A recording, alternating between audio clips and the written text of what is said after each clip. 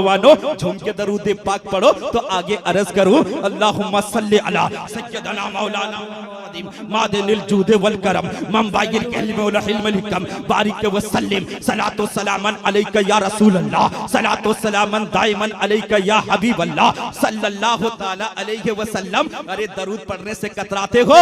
नमाज के बाद अफजल इबादत जो है नफली इबादत में अफजल जिक्र में दरूद पाक है। आओ आओ मैं बता देना चाहता हूँ कि दरूद पढ़ने से कितना मर्तबा बुलंदो बाला होता है। दरूद पढ़ने के बाद जो है जामा मस्जिद दिल्ली का रुख दरूद पढ़कर जो है बदल दिया गया है। आपको बता देना चाहता हूँ वाकया के रोशनी में। आओ आओ बता देता हूँ ताजमहल किसने बनाया? बताओ किसने बनाया? शाहजहां ने। और जामा मस्जिद दिल्ली किसने बनाया? जामा मस्जिद दिल्ली किसने बनाया? आपको मालूम नहीं है? जामा मस्जिद दिल्ली ने भी जो है जामा मस्जिद दिल्ली बादशाह शाहजहां ने बनाया। लोग बादशाह के बारे में तारीख में बुरा भला कहते हैं।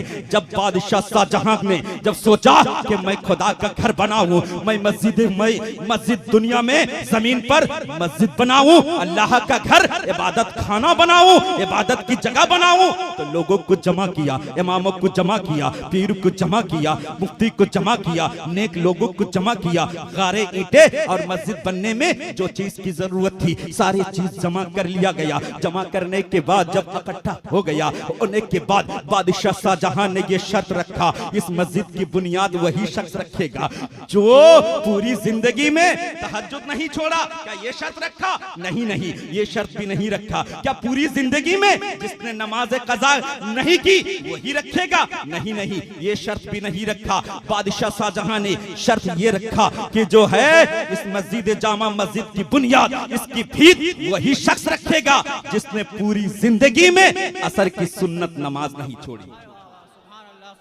बताइए मुसलमानों, हाफिज साहब मौजूद हैं, इमाम साहब हाजिर हैं, शायर इस्लाम एक तरफ शाहनवाज हस्तान हाजिर है, एक तरफ नजीम रजा फैजी भी हाजिर है और नमाजी हजरात हाजिर हैं।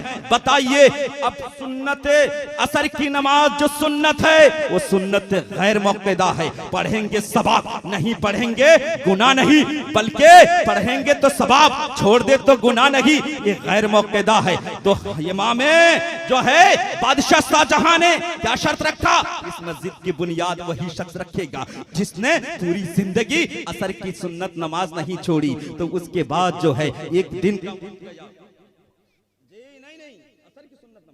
असर की तब उसके बाद एक दिन गुजर गया, 2 दिन गुजर गया, कोई आगे बढ़ नहीं बढ़े। 3 दिन के दिन जब है जब बादशाह ने ऐलान किया, कुर्ब सवार के लोग हाजिर हो गए। होने के बाद किसी में हिम्मत नहीं, किसी में ताकत नहीं कि आगे बढ़ के जो है जामा मस्जिद दिल्ली की बुनियाद रख दे। आखिर सब जब खामोश हो गए, सबने हाथ उठा दिया, जवाब दे दिया, तो आखिर उस मस्जिद का बुनियाद किसने दिया मालूम है?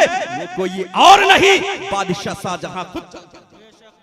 तो जिसका आलम यह है कि पूरी जिंदगी उन्होंने असर की सुन्नत नमाजें नहीं छोड़ी, तो उनका आलम क्या होगा? मिल्लत के नौजवानों, उसके बाद मस्जिद जब अच्छी तरह से बन जाती है, मस्जिद अपने रंग में आ जाती है, मस्जिद बन जाने के बाद उस मस्जिद की अकामत की जरूरत पड़ती है, मस्जिद को अकामत करना पड़ता है, उस मस्जिद में नमाज पढ़नी पड़ती है। नमाज के लिए जब जलसे का इंतजाम होता है, आपके गांव में भी मस्जिद है, मस्जिद जब बनने के बाद अकामत के लिए उलमा को बुलाते हैं, पीर साहब को बुलाते हैं, हबीबे मिल्लत को बुलाते हैं, लोग मुजाहिद मिल्लत को बुलाते हैं, बड़े बड़े हस्तियों को बुलाते हैं, बड़े बड़े अल्लाह वाले को बुलाते हैं, और उससे जो है उसके इक्तिदा में नमाज पढ़ने के बाद मस्जिद में जो है सब लोग नमाज पढ़ना शुरू करते हैं। ये होता है कि नहीं? बोलिए, ऐसा ही होता है। मुसलमानों आओ आओ, जब तमाम लोगों को जमा कर दिया गया, सब लोग जमा हो गए, जब नमाज पढ़ने की इजाजत दी गई,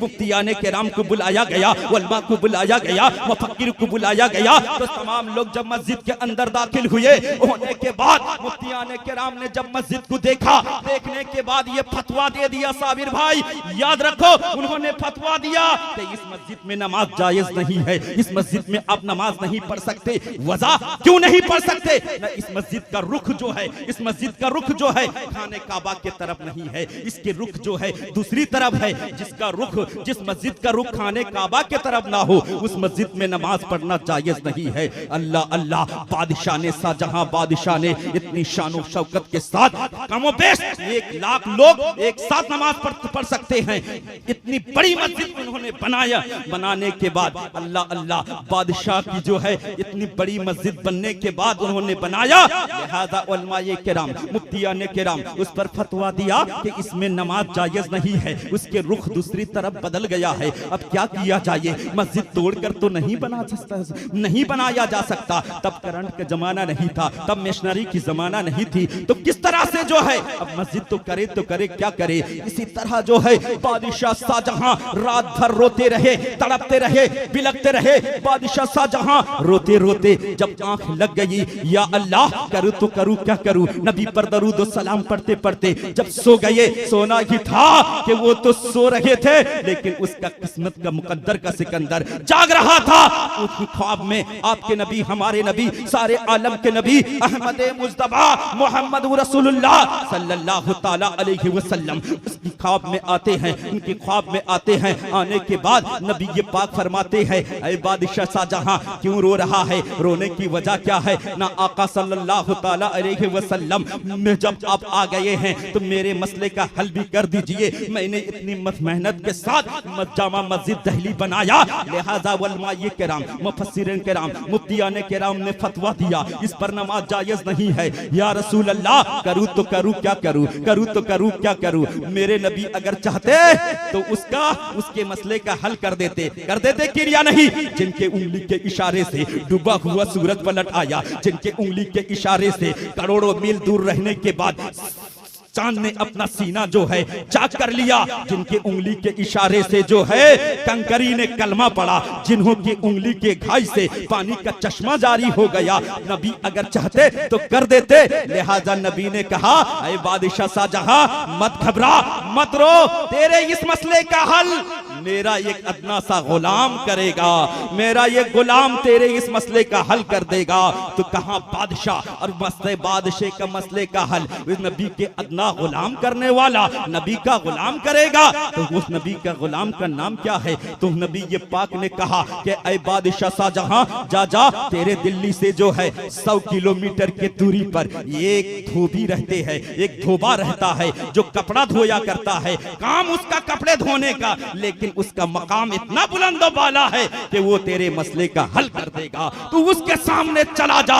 तो उसका काम क्या है, उसका अमल क्या है? वो कुछ नहीं, बस जो है नबी पर इश्क और मोहब्बत के साथ दरूद पाक पढ़ता है। कोई वजीफा नहीं, बल्कि दरूद पाक पढ़ता है, दरूद सलाम पढ़ता है। तो बादशाह शाहजहां लव लश्कर सिपा सालार के साथ नहीं, फकीरी लिबास के साथ बादशाह शाहजहां जब 100 किलोमीटर का जो है रास्ता तय करने के बाद जब उनके पास पहुंचे, उस धोबी के पास पहुंचे, पहुंचने के बाद जैसे ही सलाम किया, अस्सलामु अलैकुम कहना ही था, तो बादशाह शाहजहां फकीराना लिबास में जब पहुंच गए, पहुंचने के बाद जो है क्या होता है कि वो अब्दुल हकीम धोबी, उनका नाम अब्दुल हकीम धोबी, उन्होंने जो है बादशाह सलामत को जो है पहचान लेते हैं। लेने के बाद कहते हैं, ऐ बादशाह शाहजहां क्या बात है, आज फकीराना लिबास पहनकर तुम्हारी शान शौकत कहाँ गई? आज फकीराना लिबास पहनकर मेरे दर पे हाजिर हो, वजह क्या है, कारण क्या है? तो कहा, जब तुमने पहचान लिया है तो मेरे मसले का भी हल कर दो,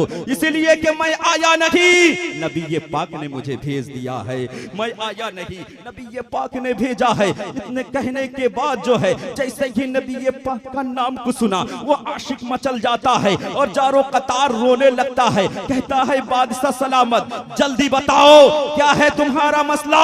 कहा कि मैंने जामा मस्जिद दहली बनाना ही था कि मैंने जामा मस्जिद दहली बनाया, मस्जिद का रुख बदल गया है। मुफस्सिर किराम, मुफ्तियाने किराम, कुर्ब ज़वार के लोग सब जमा हुए, तो मुफ्तियाने किराम ने कह दिया इस मस्जिद में नमाज जायज नहीं है, करूं तो करूं क्या करूं, करूं तो करूं क्या करूं, इसीलिए तुम्हारे पास नबी ये पाक ने भेज दिया है। इतना की कहने के बाद अब जो है अब्दुल हकीम धोबी कहते हैं कि बादशाह सलामत सलामत तुम वापस हो जाओ, तेरे मसले का हल कल मैं असर की नमाज के बाद तेरे मसले का हल मैं निकाल दूंगा, तेरे मसले का हल कर दूंगा। तुम चले जाओ, तुम वापस चले जाओ। जितने लोगों को जमा करना, कुर्बो जवार के लोगों को जमा करना। जमा करने के बाद जो है, जब मैं यहाँ से 100 किलोमीटर की दूरी से मैं अपने नबी का नाम लेकर, जैसे कि मैं अपने कपड़े, भीगे कपड़े को, गीली कपड़े को जब मैं निचोड़ूंगा,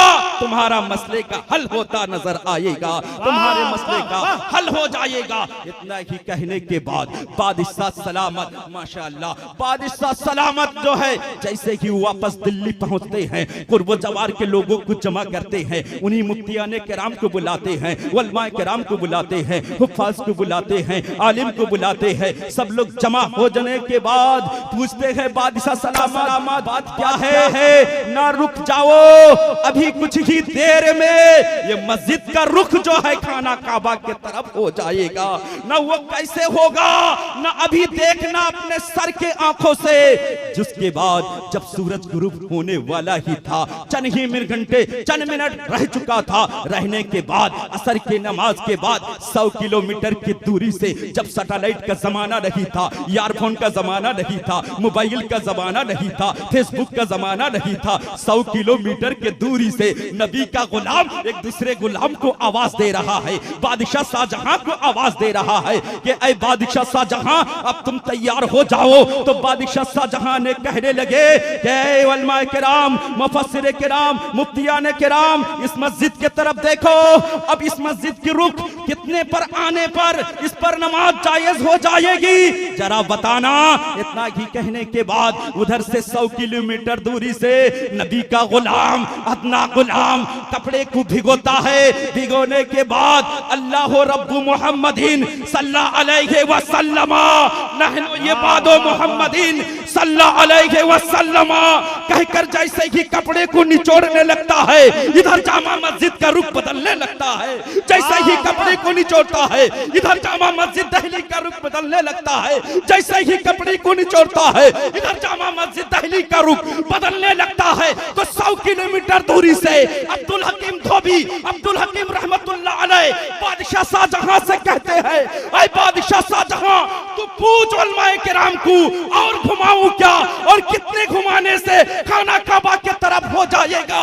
तो बादशाह शाहजहां से मुफस्सिर किराम, मुफ्तियाने किराम ने कहा बादशाह सलामत अब इस पर नमाज भी जायज है, इबादत भी जायज है, सलाम भी जायज है, अब बस करो, ज्यादा नहीं। बिल्कुल ऐसा घुमाया कि इससे पहले ना किसी ने मस्जिद खाना काबा के तरफ था, न कभी होगा। बिल्कुल सही हो गया, अब तो यहीं तक रह जाने दो। तो जब उनके गदा भर देते हैं शाहाने जमाने की झोली, क्या ये अब्दुल हकीम धोबी हो, क्या ये मुजाहिद मिल्लत हो, क्या ये अख्तर रजा हो, क्या ये जो है हामिद रजा हो, क्या ये मुफ्ती आजम हिंद हो, क्या ये मखदूम पाक हो, क्या ये साबिर कलियरी हो, क्या ये अबू ताहिर वली अल्लाह हो, क्या ये गौसे आजम हो, क्या ये इमाम हुसैन हो, क्या ये मौला ये कायनात हो, क्या ये अबू बकर सिद्दीक हो, उस्मान गनी हो, या मौला ये कायनात हो, सबके सब मेरे नबी के दर के गुलाम है। जब गुलामों का ये आलम है तो आका का आलम क्या होगा। किसी शायर ने क्या ही खूब कहा है, जब उनके गदा भर देते हैं शाहाने जमाने की झोली, अगर जब मोहताज का ये आलम है और मोहताज का ये आलम है तो मुख्तार का आलम क्या होगा। नारे तकबीर, नारे रिसालत, मसलके आला हजरत, फैजाने हुजूर मुजाहिदे मिल्लत हजरत अल्लामा फजले रसूल साहब किबला, नारे तकबीर, नारे रिसालत। बहुत खूब, बहुत खूब, जिंदाबाद। माशाअल्लाह, माशाअल्लाह, वाह वाह वाह वाह वाह। झूम के दरूद पाक सुनाइए तो आगे अर्ज करूं। आप लोग दरूद नहीं पढ़ते, अरे कंजूसी मत कीजिए, दरूद पाक पढ़िए तो मैं आगे अर्ज